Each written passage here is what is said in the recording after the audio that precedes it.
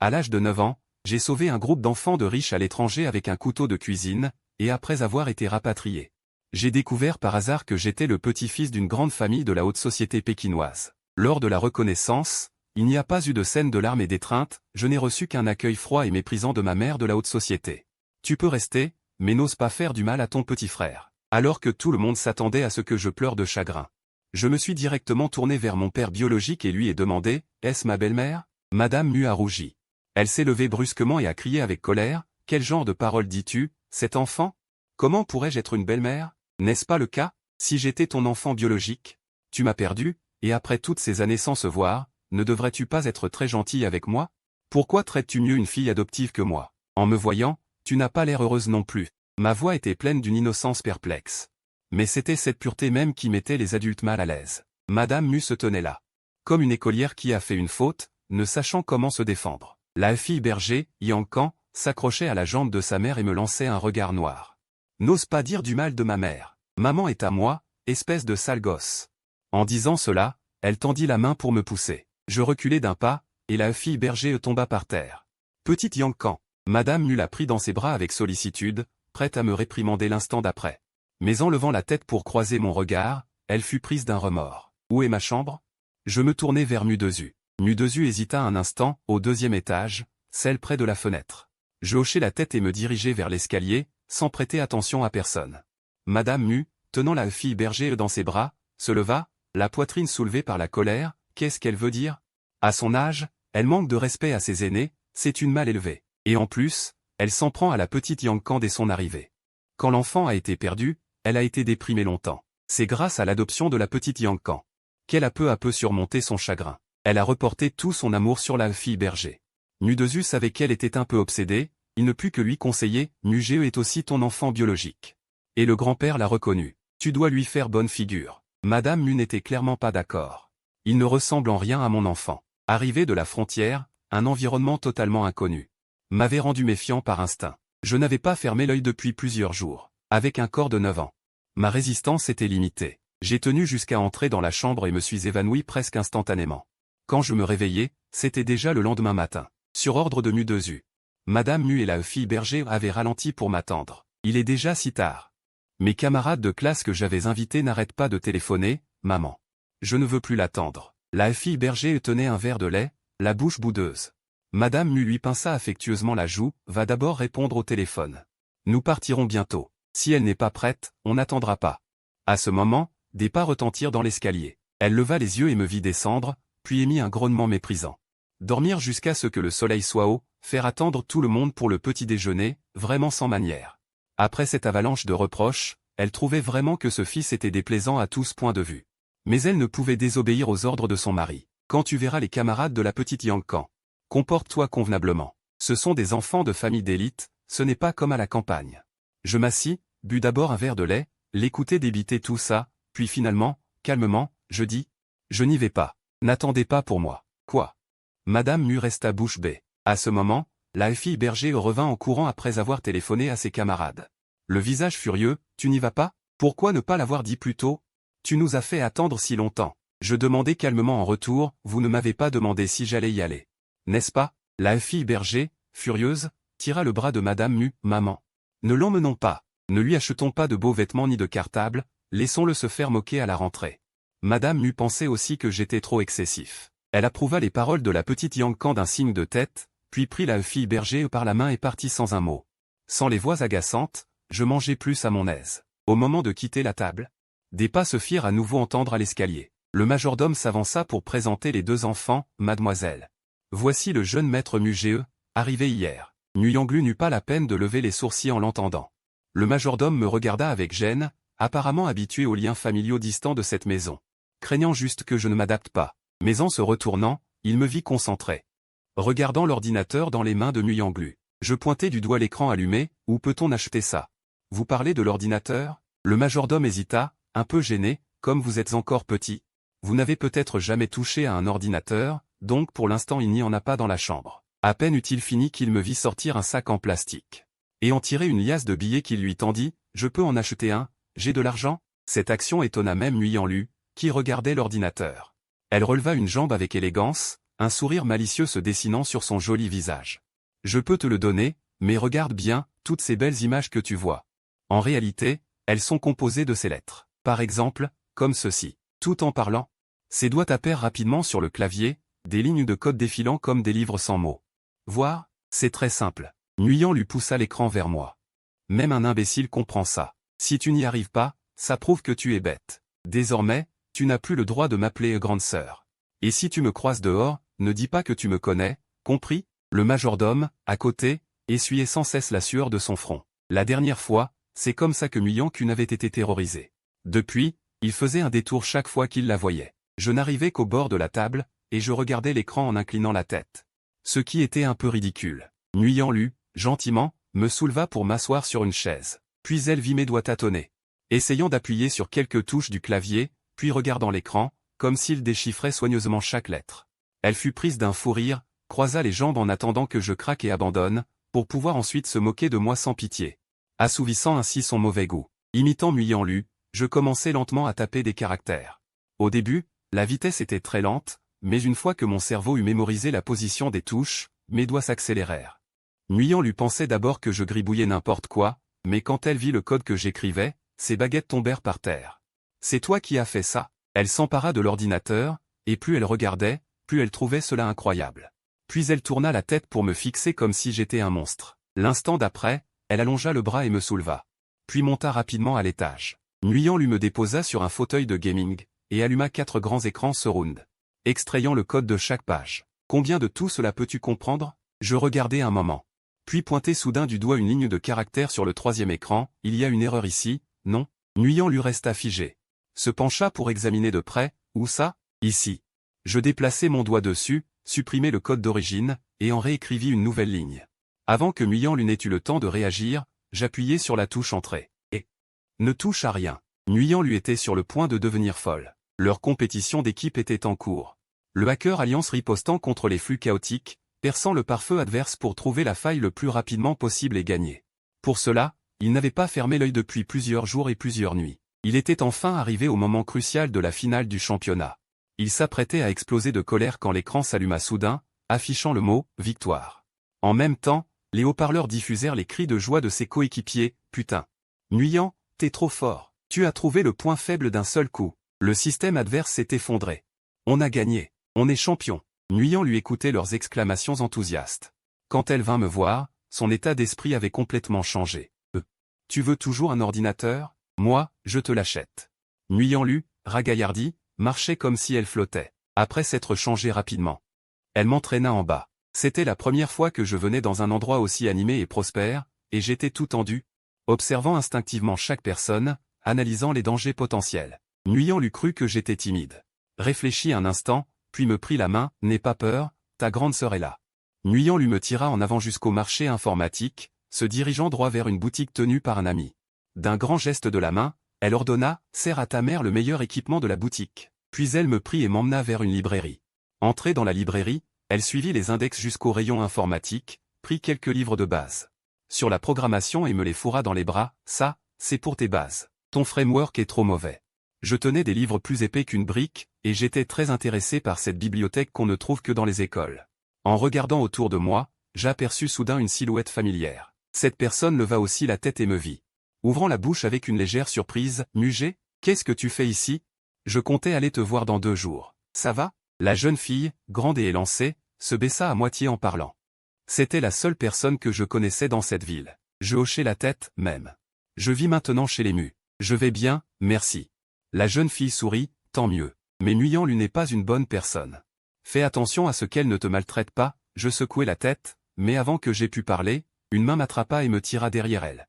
Sans cœur. Tu dis que quelqu'un d'intimide? Nguyen Glu est apparu de nulle part. Elle s'est précipitée, attrapant le col de la jeune fille d'un air furieux, c'est mon frère. Pourquoi tu t'approches de lui? Tu cherches une raclée? Mei Liangxin s'est dégagé, a regardé Nguyulu, puis m'a regardé. Vous êtes venus ensemble? Sinon quoi? Je serais venu avec toi? Mei Liangxin, un peu surprise, a vite affiché un sourire et levé la main, un malentendu. Je suis revenu de la frontière avec ton frère, il m'a beaucoup aidé, alors je suis venu le saluer. On dit qu'on ne frappe pas quelqu'un qui sourit. Bien que Nguyulu le trouve hypocrite, elle a lâché prise avec dégoût. Seul un bon à rien comme toi se fait encenser. À quoi ça sert d'être bon en classe? Tous trois sont sortis de la librairie. Mei Liangxin m'a invité à manger une glace. Ce truc trop sucré, quel intérêt? Nuyulu, qui n'aime pas les desserts, a fait la moue, mais j'ai remarqué qu'un grand et un petit se tenaient déjà devant la boutique. Mei Liangxin a montré le menu du doigt et m'a demandé, « Tu as un parfum préféré ?» J'ai secoué la tête, je n'en ai jamais mangé. Nuyulu, arrivé un pas en retard, a marqué un temps en entendant cela, et a enfin remarqué que l'enfant était très maigre. Ses cheveux étaient aussi ternes. Un instant, elle a eu honte de sa négligence, puis de la compassion l'a envahie. Alors elle a pressé le pas, m'a pris par le bras et a commandé tous les parfums. Tu goûtes un parfum à la fois. Quelques minutes plus tard, chez Häagen-Dazs. Une table couverte de glace de toutes les couleurs, entassée devant moi seul. La douceur en bouche m'a fait briller les yeux. Nuyulu était alors comblé. À ce moment, à travers la vitre, un groupe d'enfants passait dehors. L'enfant le plus voyant s'est soudain arrêté et a regardé à l'intérieur du magasin.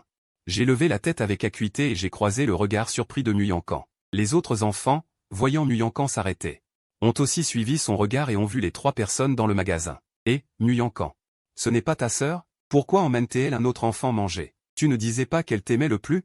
Entrons, qu'elle nous offre des Häagen-Dazs. La foule a commencé à l'encourager. Nguyen-Can, bien sûr, ne pouvait pas rester en place. Il a regardé les trois, s'est mordu la lèvre, d'accord, on entre. Ainsi, la bande d'enfants a fait irruption. Sœur. Nguyen-Can s'est avancé en premier, attrapant la manche de Nguyen-Glu d'un air câlin, pourquoi tu sors sans me le dire? On aurait pu venir ensemble. Mes camarades t'aiment beaucoup aussi. Oui, oui. Sœur Nguyen-Glu, Nguyen-Can dit que tu es super forte aux jeux vidéo. Tu peux nous apprendre? Waouh, vous avez commandé autant de glace. Tu peux nous en offrir? Nguyen-Glu, entourée par une bande de gamins. Eut mal à la tête à cause de leur bavardage. Elle a repoussé Nguyen-Can d'un geste impatient, achetez-vous vos propres glaces. Tu n'es pas à court d'argent. Pourquoi venir me déranger? Nguyen-Can ne s'attendait pas à ce que Nguyen-Glu ne lui fasse aucune faveur. Son visage est devenu tout rouge. Les autres enfants, voyant cela, m'ont pointé du doigt en disant. Et elle, qui est-ce? Pourquoi peut-elle manger avec sœur Nguyen-Glu? Voyant qu'il parlait de moi. Nguyen-Can, paniqué, a laissé échapper, c'est le fils de notre bonne. Tout le monde a compris. En me regardant de plus près, leur regard exprimait déjà du mépris. Nguyen-Can. Ta sœur est vraiment gentille, elle offre à manger au fils de la bonne. Mais pourquoi ne nous offre-t-elle rien à manger? Avant que Nguyen-Can n'ait trouvé une excuse, Nguyen-Glu a frappé fort sur la table, ce qui a fait sursauter tous les enfants. En levant la tête, ils ont vu le visage sombre de Nguyen-Glu fixer Nguyen-Can. Tu dis qui est le fils de la bonne? Tu as vécu si longtemps chez les Mu, as-tu oublié qui tu es? D'une main, elle a attrapé Nguyen-Can et l'a tiré, d'une voix grave, tu manges, tu utilises.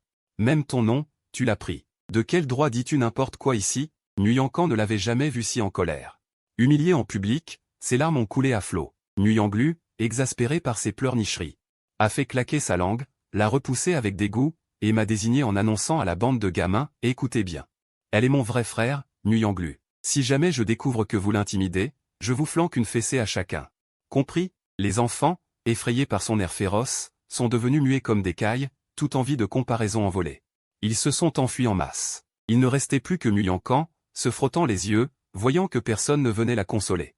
Elle m'a lancé un regard mauvais, puis est sortie en courant, toute penaude, pour retrouver Madame Mu. Nguyen-Glu a regardé par la fenêtre son frère qui mangeait tranquillement, et a ressenti un malaise étrange. Soudain, une explosion a retenti au rez-de-chaussée. Accompagné de cris, j'ai immédiatement trouvé un abri et me suis accroupi. Nguyen-Glu et Mei Liangxin ont aussi sursauté, et instinctivement se sont cachés avec moi sous la rambarde en verre. Qu'est-ce que c'était? Nguyen-Glu sentait ses oreilles lui faire mal. Je me suis retourné brusquement, et j'ai mis un doigt sur mes lèvres pour lui faire signe de se taire, avant de murmurer doucement. C'était un coup de feu. Mei Liangxin et Nguyen-Glu sursautèrent en même temps, et regardèrent dans la direction où je regardais. Effectivement, au milieu du hall du premier étage bondé où les gens se bousculaient pour se cacher, un homme masqué brandissait un pistolet et semait la terreur. « Restez tranquille », cria l'homme en se tournant vers le comptoir de la bijouterie pour briser la vitre avec frénésie. « Donnez tout l'or, vite !» L'employé tremblant se releva. Tout en levant les mains, il ouvrit le comptoir et aida même à remplir un sac d'or. « Il est malade, ou quoi? Braquer une bijouterie dans un centre commercial en pleine journée. » Nguyen-Glu fronça les sourcils en voyant un employé appuyer discrètement sur l'alarme. Le commissariat est juste à côté, l'oncle policier arrivera bientôt. Quiconque a un minimum de jugeote ne choisirait pas cet endroit pour agir. Mei Liangxin, percevant quelque chose d'anormal, fixa l'homme. Il observa la main qui tenait l'arme, il bouge tout le temps, il a probablement bu. Si la police fait irruption maintenant, cela risque de le pousser à des actes encore plus extrêmes. Effectivement, Quelques minutes plus tard, une brigade de policiers arriva sur place et entama des négociations par haut-parleur à l'extérieur. L'homme s'énerva immédiatement. Il pointa son arme sur la tête de l'employé en criant « C'est toi qui m'as trahi !» Sans laisser le temps à quiconque de réagir, il pressa la gâchette sans hésiter. Courez. Sous un nouveau fracas, l'assistance vit une éclaboussure de sang. Mais heureusement, le recul de l'arme fit dévier le tir, ne touchant que l'épaule de l'employé, qui s'effondra en hurlant. Malgré tout, des cris de panique s'élevèrent dans la foule. Les pleurs d'un enfant retentirent particulièrement. L'homme leva les yeux, aperçut une douzaine d'enfants rassemblés. Il se dirigea immédiatement vers eux, saisit l'un d'eux et lui plaqua son arme contre la tête. « Arrête de pleurer. Tais-toi. » Les 3 personnes à l'étage virent clairement que ces enfants étaient les camarades de classe de Nguyen-Can. À ce moment-là, Nguyen-Can, après s'être fait faire les ongles, était serré dans les bras de Madame Mu, caché derrière un paravent de plantes artificielles. Nguyen Glu déglutit avec peine. Quelle malchance! Mais Yang-Sin la retint d'une main, craignant qu'elle n'agisse impulsivement. Soudain, je bougeai. Courbé, je me précipitai rapidement dans un magasin. Et Mu-Ge. Mais Yang-Sin et Nguyen Glu, pris de court, se déplacèrent prudemment à ma suite, veillant à ne pas attirer l'attention de l'homme en bas. J'entrai dans un magasin d'équipement de montagne dont le patron était accroupi derrière la caisse. Je repérai rapidement ma cible, je pris un couteau pliant et une corde, ainsi qu'un marqueur en passant devant le comptoir. Mais Yang-Sin entra en courant et me demanda « Qu'est-ce que tu fabriques ?» Je levai les yeux vers lui, puis regardai mes mains. Je lui tendis le marqueur « Toi, écris quelque chose. » Mais Yang-Sin n'avait aucune idée de mon intention. Mais comme j'étais déjà en route, il me suivit précipitamment. Arrivé devant la zone de repos du 2e étage. Il me vit face à des agents qui tentaient de forcer l'entrée par l'extérieur. On se regarda, puis j'écartai les bras. Je les empêchai de briser la vitre. Autour, la foule en attente de secours était anxieuse, mais n'osait rien dire, se contentant de regarder, impuissante. Dès que Mei Yang-Sin s'approcha, je l'attirai vers moi et, pointant les agents derrière la vitre, je lui dis « Dis-leur, l'agresseur est seul, il a bu.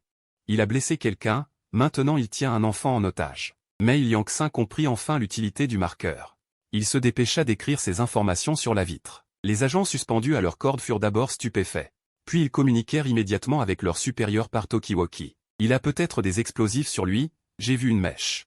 Mais sa couleur est étrange. Quoi? Mais Yang-Sin et Nguyen Glu eurent soudain froid dans le dos. Nguyen Glu s'accroupit à côté de moi et demanda « De quelle couleur est la mèche que tu as vue? » Colorée. À la frontière, je n'ai vu que du gris ou de la couleur terre. Ça doit venir d'un magasin de matériel de simulation, c'est très à la mode dans le milieu en ce moment.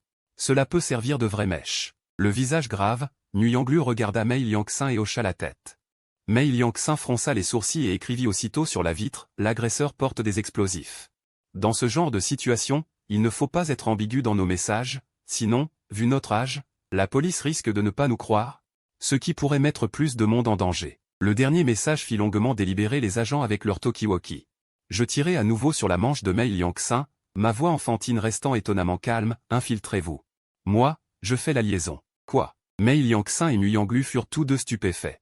Leur réaction fut identique, « Non, c'est trop dangereux. Laisser un enfant de 9 ans affronter un braqueur. » C'était absurde. Mais à cet instant, des pleurs d'enfants retentirent à nouveau au rez-de-chaussée, accompagnés des cris d'impatience de l'homme. L'atmosphère du centre commercial se tendit à l'extrême. Plus le temps. Je glissai le couteau dans ma chaussette, serrai la corde dans ma main, et m'enfuis en courant. Mais Yang-Sin et Nguyen Glu, inquiets, ne parvinrent pas à me retenir. Merde. Écris vite.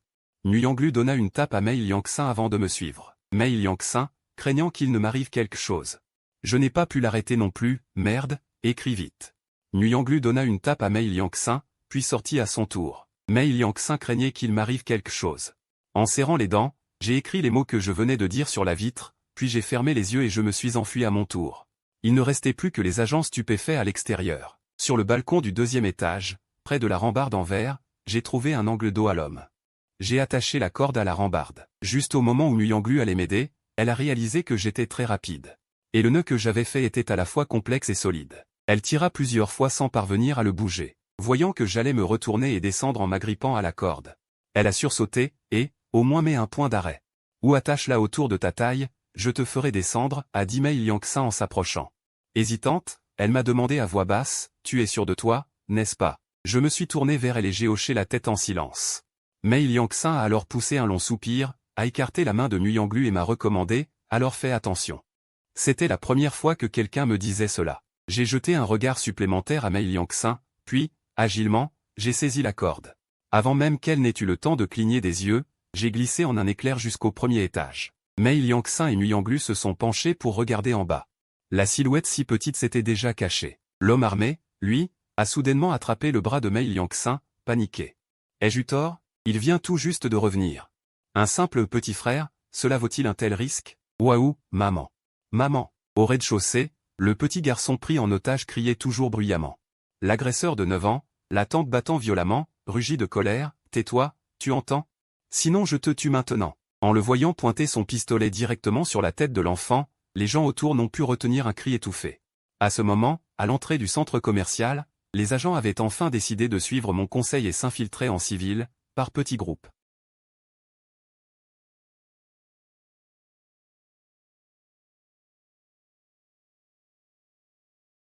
Je me déplaçais discrètement pour me rapprocher au maximum du malfaiteur. Je traversais un parterre de plantes.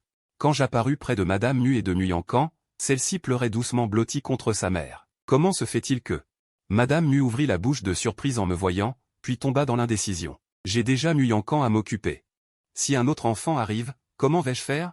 Mais je ne lui laissai pas le temps de réfléchir. Je lui écartai le bras, ma petite main formant une tranche. D'un mouvement net, je frappai la nuque de Nguyen-Can. J'étais maigre, mais j'avais de la force. Nguyen-Can s'évanouit immédiatement. Madame Mu, terrifiée, manqua de crier, mais je lui couvris la bouche à temps. Puis je pointai du doigt la cage d'escalier du centre commercial, lui indiquant qu'elle pouvait s'enfuir par là en portant Nguyen-Can.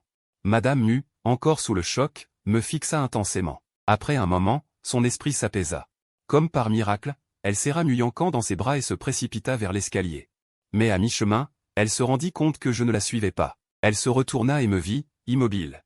Accroupie là, la regardant. Ses yeux, je ne sais pourquoi, semblaient étrangement seuls. Comme si elle n'avait jamais espéré que quelqu'un l'emmène. Muge. Madame Mu ouvrit la bouche, cria ce nom dans son cœur, mais moi, je me contentais de secouer la tête. Pour lui dire de partir vite. Madame Mu voulait dire, allons-y ensemble, mais en baissant les yeux vers Nguyen-Can dans ses bras.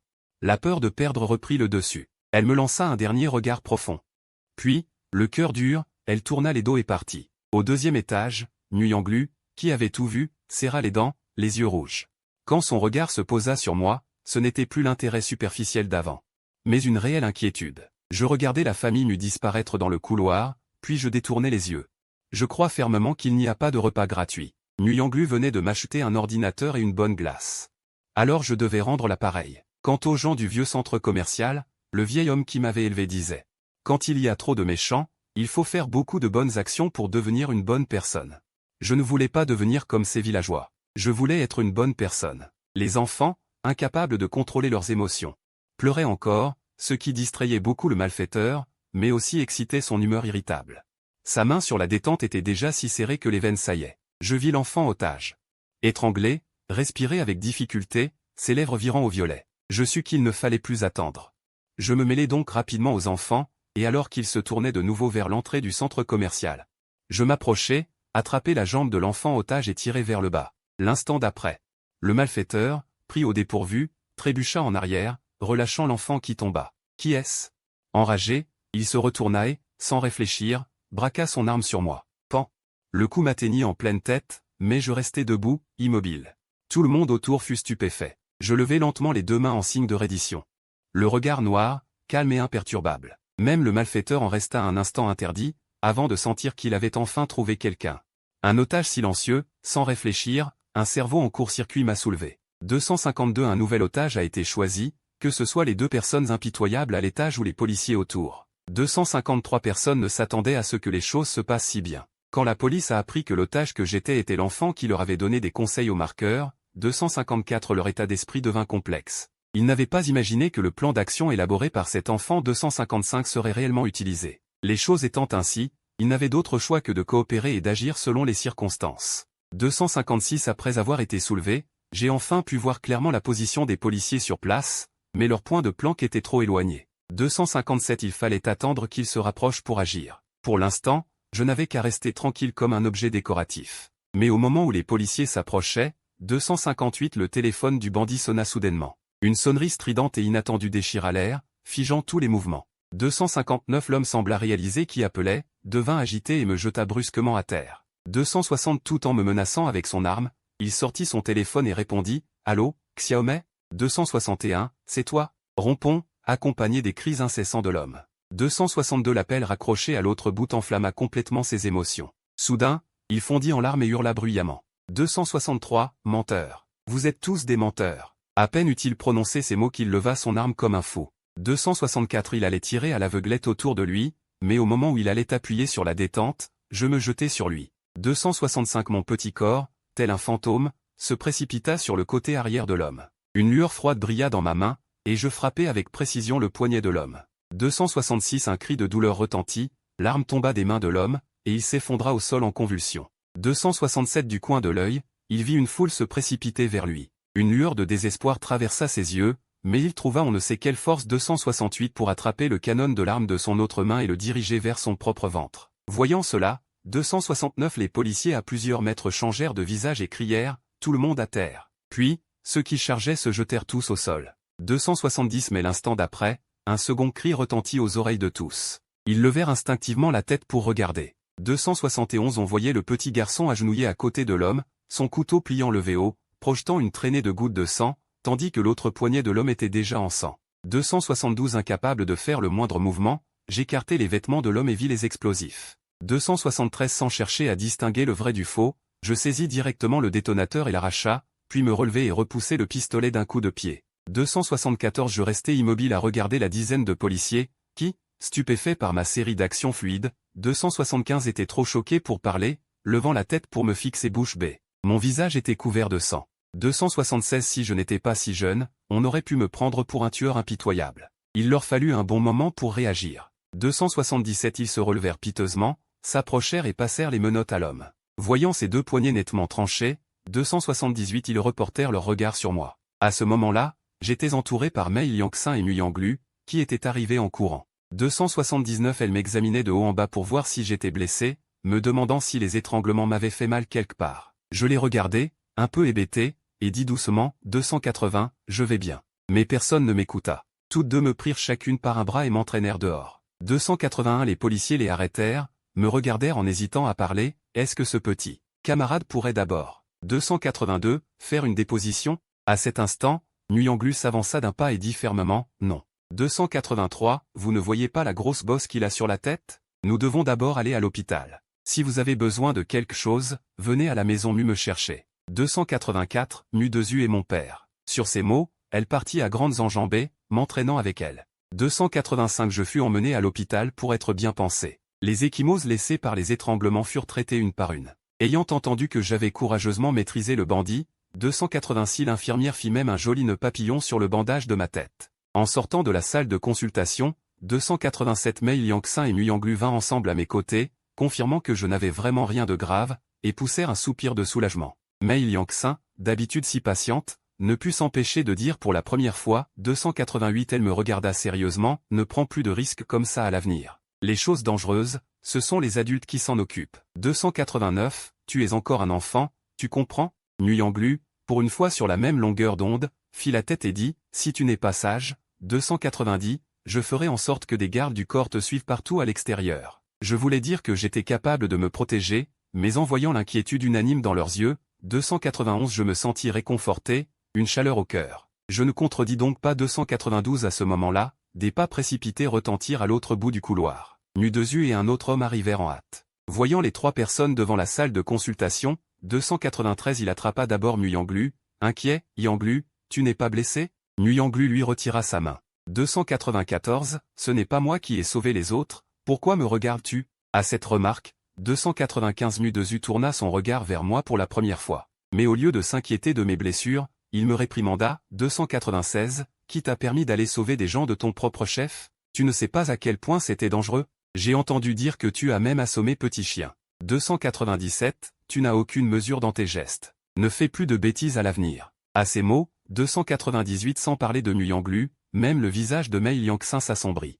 Papa, 299 Nguyen Lu, à bout de patience, s'avança devant moi et s'écria avec colère, c'est lui qui a sauvé maman et Petit Chien. 300, tout le centre commercial. Ayant choisi un nouvel otage, que ce soit Mei Liangxin et l'autre à l'étage, ou les agents autour.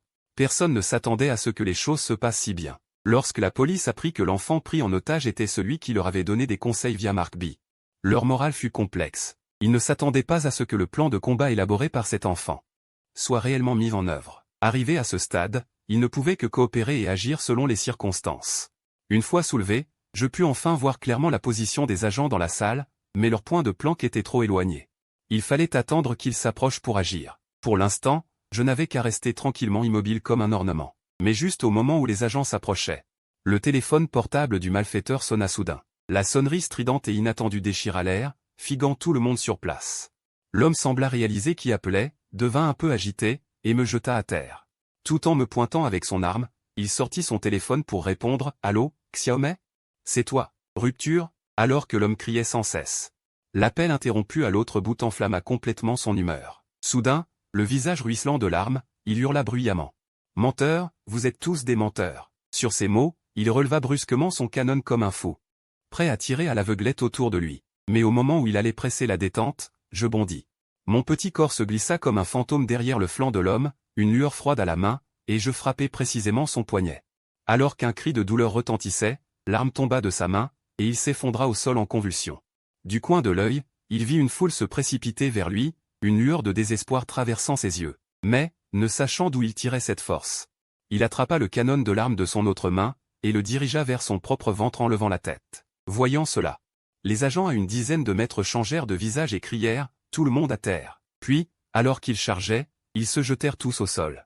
Mais l'instant d'après, un deuxième cri retentit à leurs oreilles. Levant instinctivement la tête vers la source du son, ils virent le petit garçon agenouillé à côté de l'homme, le couteau pliant levé haut, une traînée de gouttes de sang s'envolant, tandis que l'autre poignet de l'homme était déjà en sang.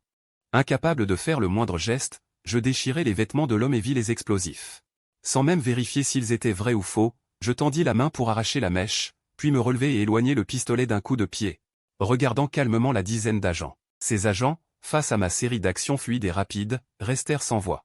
Stupéfaits au point de ne pouvoir dire un mot, ils levèrent la tête pour me fixer, le sang collé sur mon visage. Si ce n'avait été mon jeune âge, ils auraient cru voir un tueur impitoyable. Il leur fallut un moment pour réagir. Ils se relevèrent en hâte et s'approchèrent pour menotter l'homme, découvrant ses deux poignets tranchés nets. Puis ils reportèrent leur regard sur moi, alors que Mei Liangxin et Mu Yanglu arrivaient en courant pour m'entourer. Elles m'examinèrent de haut en bas pour voir si j'étais blessé, me demandant si la strangulation m'avait fait mal. Je les regardai fixement et dis à voix basse. « Je vais bien. » Mais personne ne m'écouta. Toutes deux me prirent par les bras, une de chaque côté, et m'entraînèrent vers la sortie. Un agent de police les arrêta, me regarda hésitant, puis dit « Pourrait-on d'abord laisser ce petit monsieur fournir sa déposition ?» Mu Yanglu s'avança alors d'un pas ferme. « Non. Tu ne vois pas cette grosse bosse sur sa tête ? Nous devons d'abord aller à l'hôpital. Si vous avez besoin de quoi que ce soit, venez chez les Mu me trouver. Mon père, c'est Mu Dezu. » Sur ces mots, elle partit à grands pas en me tirant avec elle. Je fus emmené à l'hôpital pour être pansé. Les contusions causées par la strangulation furent traitées une par une. Ayant entendu dire que j'avais courageusement maîtrisé un malfaiteur, l'infirmière noua même un joli nœud papillon sur le bandage autour de ma tête. En sortant de la salle de consultation, Mei Liangxin et Mu Yanglu vinrent ensemble à mes côtés, s'assurant que je n'avais vraiment rien de grave avant de souffler. Pour la première fois, la débonnaire Mei Liangxin ne put s'empêcher de dire, en me regardant sérieusement, « Ne prends plus de risques comme ça à l'avenir. Laisse les adultes gérer les choses dangereuses. Tu es encore un enfant, tu comprends ?» Mu Yanglu, rarement sur la même longueur d'onde, ajouta d'un air sévère, « Si tu n'es pas sage, je ferai en sorte qu'un garde du corps te suive partout. » Je voulais dire que j'étais capable de me protéger, mais en voyant l'inquiétude sincère dans leurs yeux, je me sentis réchauffé et heureux. Aussi je ne contestais pas. À ce moment, des pas précipités retentirent au bout du couloir. Mu Dezu arriva en toute hâte avec un autre homme. Voyant les trois personnes debout, il saisit d'abord Mu Yanglu et demanda nerveusement, « Yulu, tu n'es pas blessé ?» Mu Yanglu lui dégagea la main. « Ce n'est pas moi qui ai sauvé les autres. Pourquoi me regarder ?» À cette remarque, Mu Dezu se tourna pour la première fois vers moi, mais au lieu de s'inquiéter de mes blessures, il me réprimanda. « Qui t'a permis de faire le héros? Ne savais-tu pas que c'était dangereux? J'ai entendu dire que tu as même assommé Xiao Yankan. Tu ne sais pas doser ta force. Plus d'histoire à l'avenir. » À ces mots, non seulement Mu Yanglu, mais même Mei Liangxin eut le visage qui s'assombrit. « Papa !» s'écria Mu Yanglu, exaspéré, en s'interposant devant moi, « C'est lui qui a sauvé maman et Xiao Yankan. Tout le centre commercial, y compris moi, n'a pas été tué grâce à lui. Tout le monde devrait se prosterner et s'excuser devant lui, ce n'est pas trop. Comment oses-tu lui reprocher quoi que ce soit? Ne vois-tu pas qu'il a une blessure à la tête ?» Il était à la fois furieux et peiné, estimant que le monde entier était injuste envers lui. Mais Mu Dezu, qui venait de recevoir le rapport d'identification, n'avait absolument aucune conscience de se remettre en question. Après tout, ce n'était pas son propre enfant. Un faux venu on ne sait d'où, maintenant inscrit sous le nom du vieux maître, lui avait causé un énorme problème. Il ne pouvait pas avoir un ton agréable. Yulu, ne t'occupe pas de ça. D'un ton ferme, il écarta Muyanglu. Il a grandi à l'extérieur, il est trop sauvage. Si on ne l'éduque pas correctement, il causera de gros problèmes plus tard. En disant cela, il s'apprêta à avancer de nouveau. À ce moment-là, une deuxième silhouette se dressa devant lui. L'homme d'âge moyen qui n'avait pas encore parlé soudainement leva la main et posa doucement son épaule sur Mudezu, disant avec un sourire chaleureux, « L'enfant vient de subir une frayeur. On peut l'éduquer, bien sûr. Mais plus tard, si le voir te met vraiment en colère, pourquoi ne pas le laisser venir chez moi quelques jours? Moi, je l'aime bien, cet enfant. » À côté, Mei Liangxin ouvrit de grands yeux ravis, « Papa. J'aimerais justement inviter Mugee chez nous. Pourquoi ne pas le laisser venir se remettre de ses blessures ?» L'homme d'âge moyen, toujours avec son sourire signature, acquiesça. « Bon. D'ailleurs, ta mère a toujours voulu un fils. Qu'il vienne passer quelques jours chez nous, ce sera parfait. » Le père et la fille avaient une très bonne impression de moi, et m'accueillaient sincèrement, pensant que les relations entre notre famille et la famille Mu dans le monde des affaires allaient bientôt voir le vieux maître me prendre avec lui, et voyant son attitude déterminée.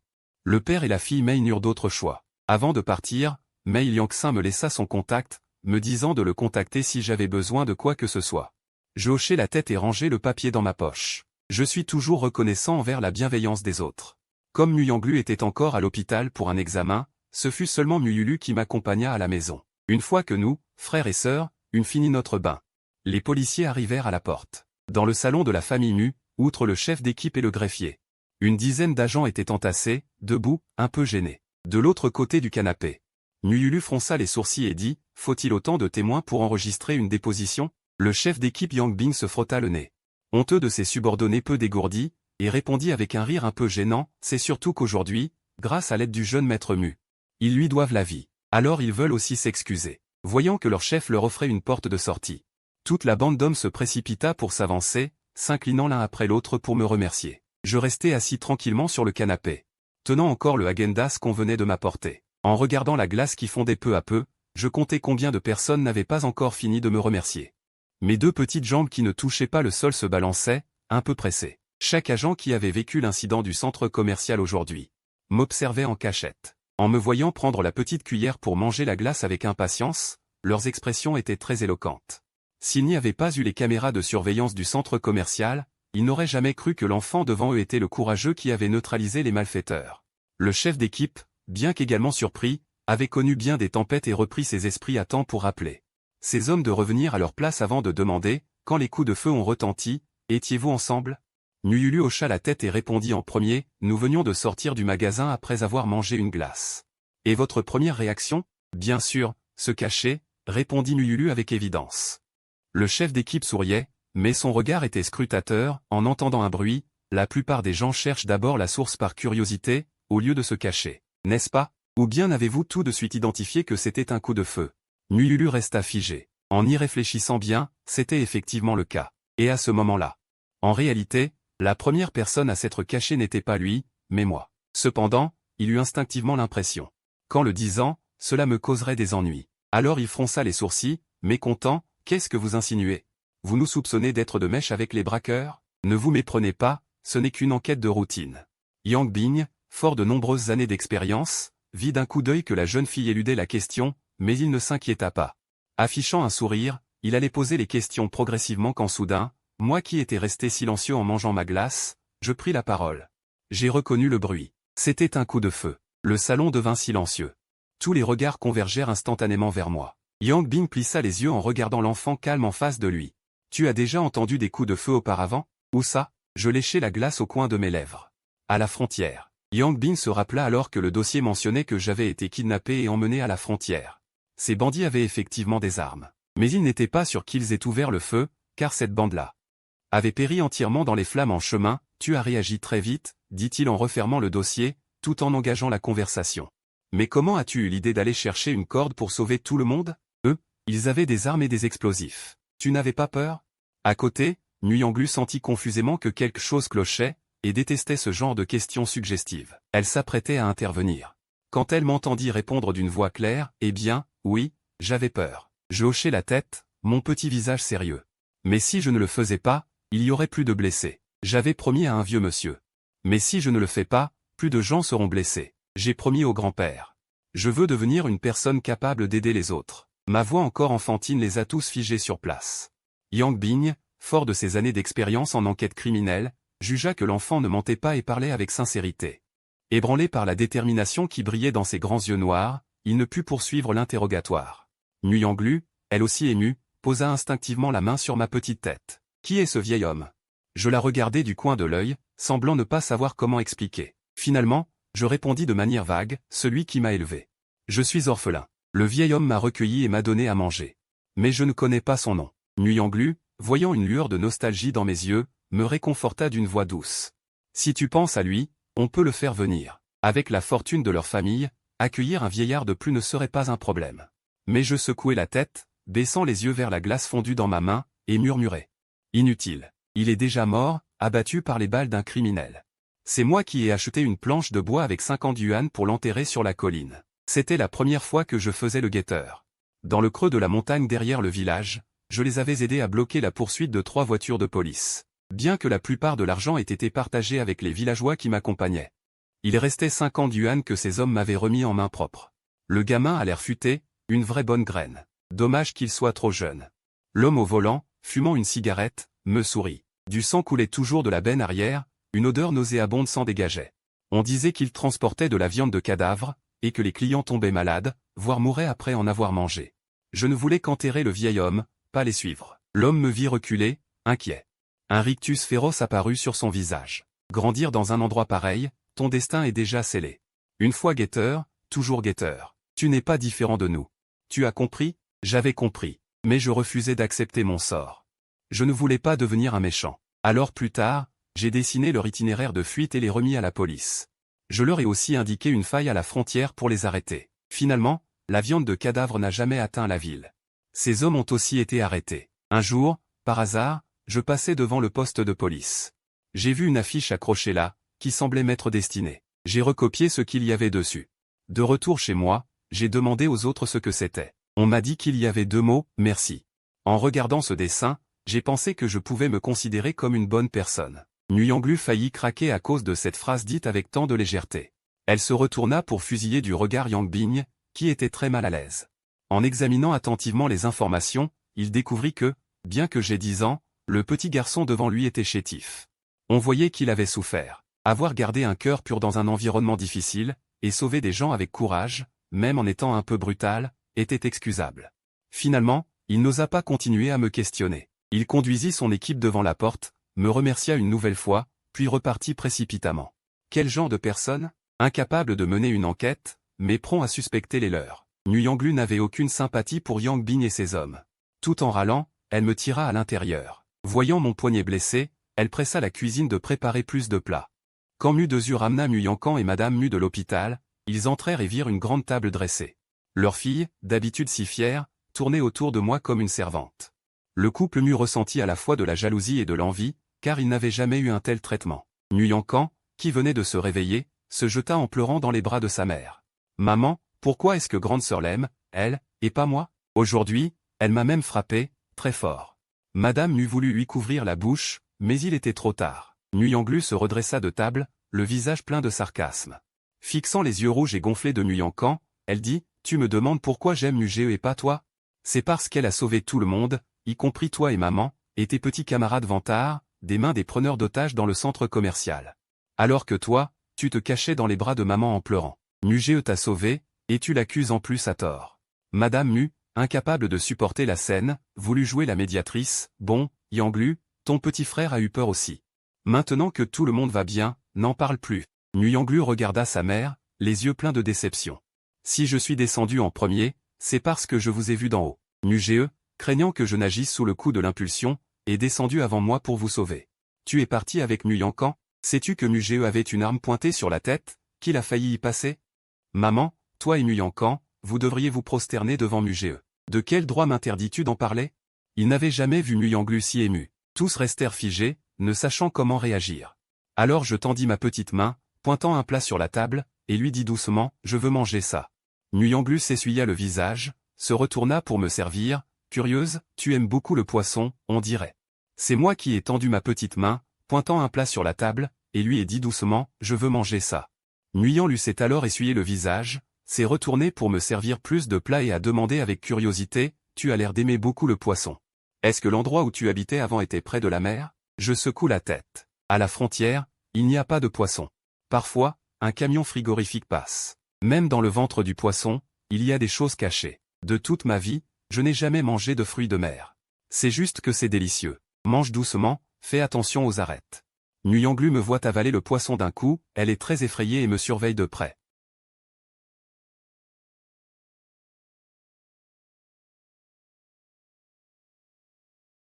Laisse-le regarder aussi. Madame Mu regarde le rapport, son visage est un peu étrange. Le rapport a-t-il un problème? Il n'a aucun lien de sang avec nous. Il n'est pas notre fils. En tournant la dernière page du résultat du test.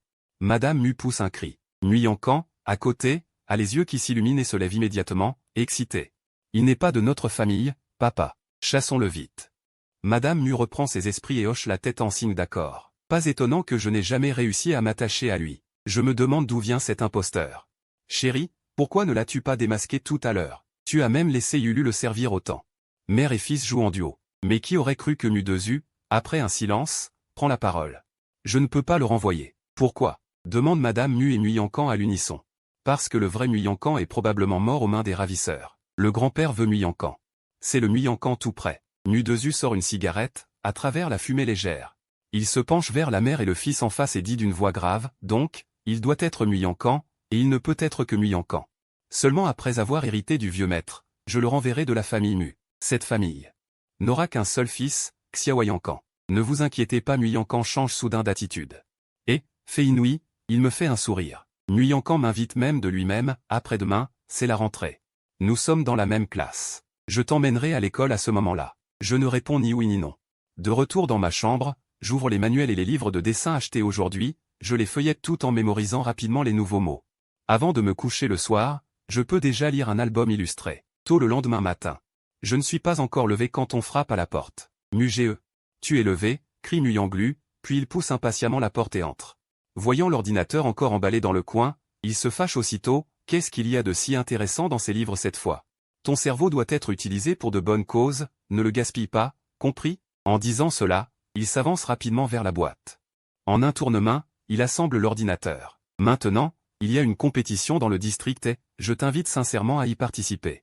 Si tu gagnes, je te donnerai tout le prix. La première chose qu'il fait en allumant l'écran est d'afficher la page de l'événement. Impassible, je regarde les mots Hacker Alliance 4 sur la page et lui demande. C'est ça, la bonne cause? Nguyen ricane 2 fois, combattre les démons, comment cela ne serait-il pas de la bonne cause?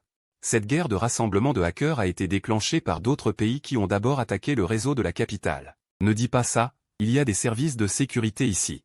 L'attaque a été lancée. Ces gens ont non seulement percé les défenses, mais ont aussi écrit effrontément sur la page d'accueil du site officiel. Malade de l'Asie de l'Est dans 4 grands caractères. Il faut savoir que ces 4 mots sont le point sensible de nos aînés. Les sites de hackers nationaux sont en émoi. Avant que les autorités n'aient pris de mesures claires, nous avons décidé de montrer au monde de quoi nous sommes capables. Lors des précédentes compétitions, nous étions premiers. Donc, cette fois, nous sommes l'équipe principale, spécialement chargée du réseau américain. Mais nous sommes tous débutants, un peu inquiets. En disant cela, Nguyen semble un peu gêné. Je n'ai pas très envie du prix, mais je suis intéressé par le fait que le code puisse attaquer les gens. Alors, je demande d'abord. Combien de temps avant le début? Nguyen regarde l'heure et dit, l'assaut général aura lieu dans 6 heures. À ces mots, je hoche la tête et commence à feuilleter le livre de programmation acheté hier. Nguyen, craignant que je ne comprenne pas, reste carrément dans ma pièce sans partir, et fait même apporter le petit déjeuner par la bonne Madame Mu, qui fait du yoga tôt le matin. La prend, mais se contente de faire la moue sans en dire plus. Dans la pièce, les deux finissent le petit déjeuner, je bois encore lentement un verre de lait. Nguyen a déjà allumé l'ordinateur et contacte ses coéquipiers. Muji, comment ça se prépare de ton côté? Tu n'avais pas dit que tu allais inviter un expert? L'expert est-il arrivé? Nguyen, tout en observant la situation, les rassure, soyez tranquille. La personne est en place, elle lit justement. Dès qu'ils entendent que la personne est arrivée. Les quelques personnes en face s'enthousiasment immédiatement, le grand maître est arrivé, où est-il? Laisse-nous l'admirer. Nguyen, qui voulait depuis longtemps frimer, ouvre immédiatement la caméra virtuelle. Il se filme avec moi dans le cadre. Alors, vous l'avez vu? Les autres regardent attentivement et réalisent soudain que quelque chose cloche. Comment se fait-il que ce grand maître ait l'air si petit? Nyulu me regarde, moi qui n'arrive même pas à sa taille, et hoche la tête. Le petit bout pousse encore. Les autres n'arrivent pas à rire et répondent d'une voix sèche, on dirait qu'il est comme Muji. C'est un jeune prodige qui travaille dur, se levant si tôt pour étudier. Nyulu répondit distraitement. Oui, sinon je ne comprendrais même pas les bases de la programmation, il faudrait bien que je me rattrape. L'interlocuteur tomba dans un silence de mort. Après un long moment, quelqu'un dit, Sœur Mu. Ne me dis pas que le spécialiste que tu as trouvé est un gamin qui n'a même jamais vu un livre de programmation. T'inquiète, si elle dit que ça va, ça va. Elle s'en porte garante. Tu réalises la situation ou pas? On va devoir pirater le site officiel des États-Unis. Tu ne sais pas que leur technologie et leur réseau sont parmi les meilleurs du monde? Si on échoue, ça va encore. Mais si on se fait attraper, c'est la prison. Toi, tu es une fille de riche, quelqu'un te couvrira. Mais pas nous. Ce jeu pourri, que celui qui veut y jouer joue. Tout le monde craque. Ils abandonnent. Nyulu pensait d'abord qu'il plaisantait, mais les deux qu'elle avait proposés ne se reconnectèrent plus. Elle réalisa alors que ça clochait. Cette équipe avait été montée à l'Académie des sciences, beaucoup étaient des docteurs. Elle appela, mais l'autre refusa catégoriquement de participer. Furieuse, Nyulu lâcha un juron. Vous êtes des lâches qui fuyaient au combat. Un coéquipier la bloqua. Après l'avoir bloquée, elle s'affala sur sa chaise. Nyulu regarda à côté d'elle, moi qui lisais encore sérieusement, et rit amèrement. Elle tendit la main pour cacher mon livre. Inutile de lire. L'opération est annulée. On laisse tomber. Je levai la tête, perplexe, on ne fait plus la lumière de la justice. Nyulu, qui voulait me vulgariser le sujet. Rougit de honte, soupira, la lumière de la justice, ce n'est pas si facile. Même les adultes reculent. Comment deux personnes comme nous pourraient y arriver? Les autorités feront sans doute pour la forme une condamnation sévère, puis elles étoufferont l'affaire. En y repensant. Soudain, il trouva la programmation inintéressante. Je peux le faire. Tu veux encore y aller? Quoi? Nyulu leva la tête, stupéfaite, jusqu'à ce qu'elle soit gagnée par la détermination dans mes yeux. Sa morosité s'évapora. Elle se redressa lentement. Allons-y. Cette fois, on va faire un coup d'éclat. Elle ouvrit l'ordinateur et laissa un message directement sur le forum. On va tirer le premier coup. C'était juste un poste pour motiver les troupes, mais très vite. Des hackers au courant mirent en doute en dessous. En voyant ces salauds, elle voulut retrousser ses manches. Et en venir aux mains avec le clavier, mais en baissant la tête, elle me vit, studieux. L'effet d'une piqûre de calmant, elle se détendit complètement. Les heures suivantes. Elle commença aussi à étudier sérieusement les différentes méthodes d'attaque du site et les techniques de retraite. À 14 heures, le poste du forum était devenu une tour de moquerie. Je rangeai mon livre et m'installai devant l'ordinateur principal. Les 4 écrans affichaient tous la page d'attaque du site officiel de la plus grande puissance technologique mondiale. Au début, personne ne prit ça au sérieux, certains pensaient même que l'équipe allait capoter. Ils ne faisaient que se plaindre sur le forum. Mais soudain, quelqu'un posta en dessous, putain. Le site officiel des États-Unis a disparu. Allez voir. Tout le monde crut à une blague. Mais en cliquant, ils restèrent bouche bée. L'immense page d'accueil de la Maison Blanche était devenue d'un rouge chinois, couverte de pivoine. Quel, florissant et prospère. Le ton du poste changea brusquement. On vit bientôt l'auteur, premier coup. 3 mots simples et clairs qui firent taire tout le monde. On réalisa alors. L'attaque avait eu lieu pile à l'heure convenue, et c'était la première équipe qui avait frappé, avec succès. Tous pris au dépourvu, sans même le temps de comprendre ce qui se passait, ils durent s'activer. Pour préparer la mission d'attaque de leur propre équipe. Nyulu laissa un message élégant, se cala confortablement dans son fauteuil et sifflota. Puis elle ne put s'empêcher de rire bêtement. Elle me regarda, moi qui étudiais encore sérieusement la programmation avec des images sur son téléphone, et dit en souriant. Comment ton petit cerveau a-t-il pu imaginer ça? Pas de texte, et l'image est vachement taquine. Tout à l'heure, j'ai ri au point d'en avoir mal au ventre. Je penchai la tête, les yeux pleins d'incompréhension, parce que je ne comprenais pas leur caractère. Bon, d'accord, en tant qu'écolière qui vient d'apprendre les caractères chinois, l'anglais, c'est un peu dur. Je levai son téléphone et dis très sincèrement, tu as dit que c'était une image pour dire bonjour, avec des fleurs. C'est très joli. Nyulu tout ça pour se donner une contenance, un peu gênée. Au départ, je lui avais demandé comment saluer l'autre. Elle avait cru que je plaisantais et m'avait envoyé exprès des émoticônes de personnes âgées. Jamais elle n'aurait imaginé que j'étais sérieuse. Mais bon, c'est tombé juste. Ensuite, je fus très appliqué à retoucher les images sur leur site officiel, tout en bloquant leur tentative de restauration. Pour moi, c'était peut-être facile. Mais les techniciens d'en face semblaient au bord de la crise de nerfs. Nyulu vit plusieurs messages en anglais sur le site officiel de la capitale. Il ricane en lisant les commentaires, se demandant pourquoi ils n'ont pas fait la paix plus tôt, puis le compte officiel du FBI américain publie une annonce. Il déclare qu'il va se concentrer sur la traque des personnes impliquées dans cette intrusion réseau. Nyulu regarde l'ordinateur. Le petit programme tout juste installé en bas à droite, il se tourne vers moi et demande, ce système de contre-traçage, il est fiable? Je ne lui donne pas de réponse certaine, au contraire, je secoue la tête. Je ne sais pas, donc je dois rendre l'image plus jolie. Nyulu reste interdit. Ne comprenant pas sur le moment le rapport avec l'image, je réfléchis et réponds, quelque chose de joli a plus de sincérité. Nyulu réalise soudain que cet enfant est bien trop mystérieux, mais le monde des adultes est bien plus complexe qu'il ne l'imagine. À cet instant, il se redresse. Surveillant sans cesse les mouvements de traque des Américains, craignant d'être arrêté d'une minute à l'autre, je sens qu'il a peur. Je m'arrête de taper le code, me tourne et dis, si tu as peur, tu peux te retirer. Même si je suis pris, je ne te dénoncerai pas. Nyulu tourne la tête et croise mon regard déterminé, soudain honteux de son propre fléchissement. Allez, un gamin comme toi n'a pas peur, pourquoi aurais-je peur? Au pire, ta grande sœur fera de la tôle avec toi. Il serre les dents et reprend courage, mais moi, je le regarde en pensant, nous ne sommes pas pareils. Lui, il a une famille. S'il lui arrive quelque chose, quelqu'un sera triste pour lui. Moi, je suis un orphelin sans attache. Même si je meurs, personne ne s'en soucie. À ce moment-là, quelqu'un envoie un message privé à Nyulu sur le forum. Il l'ouvre et voit que c'est un hacker d'une autre escouade. Petit frère, t'es là? Quel système de contre-traçage vous utilisez? Tu peux m'en filer un? Nyulu trouve le pseudo familier, comme s'il s'agissait de quelqu'un qu'il avait raillé dans un poste précédent. Il lui répond directement d'un ton sec. Mais 2 minutes plus tard, un autre demande le système. Nyulu est un peu perplexe et demande, pourquoi tout le monde vient me voir? Va plutôt demander à En Wang. En fait, l'autre répond, c'est En Wang qui s'est fait prendre le premier. Il paraît que les Américains ont développé un nouveau programme de traque, vendu en secret à d'autres pays. Dès qu'on y entre, on se fait pourchasser comme des chiens. Vous êtes les seuls à être encore tranquilles. En lisant cela, l'expression de Nyulu devient irréelle. Il tourne la tête, stupéfait, et me fixe, incapable de comprendre que pendant qu'il s'inquiétait et pensait que je n'étais pas fiable, il était déjà réfugié dans un havre de paix. Frère Mu, t'es vraiment un génie. Il ne peut s'empêcher de se jeter sur moi et de me prendre dans ses bras. Si je n'avais pas été si réticent, il m'aurait même soulevé et fait sauter de joie.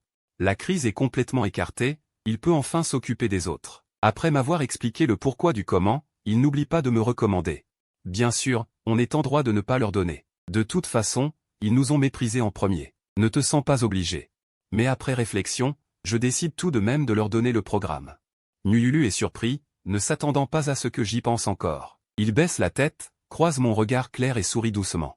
Oui, tu es désormais une lumière. À 5 heures de l'après-midi, cette bataille cybernétique de 3 heures prend enfin fin. Les sites de tous les pays arborent des drapeaux rouges vifs. Les citoyens qui ont suivi cette bataille louent la grandeur et la vision des hackers chinois. Les idées qui s'étaient moquées disparaissent les uns après les autres. Certains suppriment directement leurs messages, d'autres remercient dans les fils de discussion. Nyulu, sans rancune, leur tend la main. Nyulu ne s'attribue pas le mérite et répond directement à tous. Ce n'est pas de la grandeur de ma part, c'est la bonté de notre petit. Le mérite de cette opération ne revient pas à moi, mais à lui. En voyant ce message, tout le monde ne comprend pas bien et demande en réponse. OP, le petit, c'est au sens physique ou au sens spirituel? Nyulu envoie un émoticône de roulement d'yeux. C'est mon petit frère. Tout le monde devine vaguement l'âge de Nyulu, donc ils n'ont aucune idée de son petit frère et demandent à nouveau. Quel âge a le jeune homme? Nyulu les regarde, ces gens avec leur air méfiant et timide. Et tape élégamment sur le clavier, pas de chance, disant. Dès que ce message est posté. Tous les hackers du forum sont stupéfaits. Cette bande de prétendus génies n'aurait jamais imaginé que celui qui les avait guidés dans cette guerre mondiale de cyberattaque était un enfant de 10 ans. Le soir, après le bain, Nyulu frappe à ma porte. Me voyant blotti dans mon lit à lire un album illustré de contes. Il a un instant d'égarement, doutant que tout cela ait vraiment eu lieu dans la journée. Me voyant le regarder. Il reprend ses esprits, tout saute légèrement et dit, « Eh bien, je viens juste te demander si tu vends le petit programme. » Vendre? Ça vaut quelque chose? Oui. Nyulu sourit, pointe du doigt le sac en plastique que je chéris tant sur ma table de chevet. Ça vaut environ 10 fois ça. En entendant cela, mes yeux s'illuminent et j'acquiesce, je vends. D'accord, alors mets l'argent sur mon compte d'abord. Demain, je t'emmène ouvrir un compte. Nyulu fait un signe OK et sort en fermant la porte. Je compte 10 fois la taille du sac en plastique. Un sourire se forme au bord de mes lèvres, je me sens bien plus heureux qu'en lisant une histoire. Le lendemain, Nyulu a fait un geste OK, puis est sorti en fermant la porte. J'ai compté la taille des dizaines de sacs en plastique. Un sourire s'est formé au coin de mes lèvres, je me sentais bien plus heureux qu'en lisant des livres d'histoire. Le lendemain, je me suis levé très tôt pour me laver et me brosser les dents. Après le petit déjeuner, Je suis resté sagement assis sur le canapé à attendre Muyanglu, Nudezu, pressé d'aller au travail. Et Madame Mu de la famille Lianu furent très étonnés de me voir. Nudezu ajouta même une parole de sollicitude, Nuge. Pourquoi te lever si tôt? Je tenais un verre de lait et attendais tranquillement, attendant Muyanglu. À ces mots, Nudezu fronça imperceptiblement les sourcils, puis corrigea en souriant, tu devrais dire grande sœur. Je tournai la tête et le regardai fixement sans dire un mot. Ses yeux noirs semblaient transpercer l'âme, ce qui mit Nudezu très mal à l'aise. L'instant d'après.